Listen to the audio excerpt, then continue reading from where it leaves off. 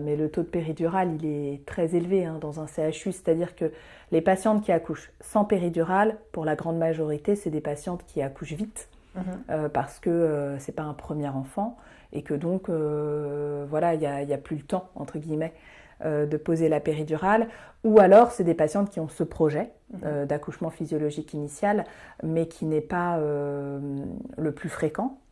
Et quand bien même la patiente envisage l'absence de péridurale, c'est souvent sous forme de je me laisse porter, je vais voir. Et donc c'est vrai que il me semble que c'est insuffisant comme préparation.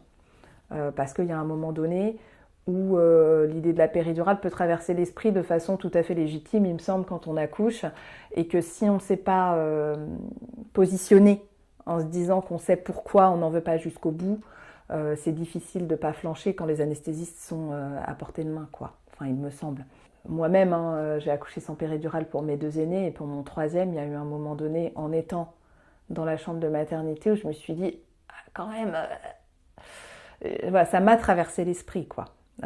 Bon, j'étais très claire dans ma tête, donc ça m'a pas traversé l'esprit bien longtemps.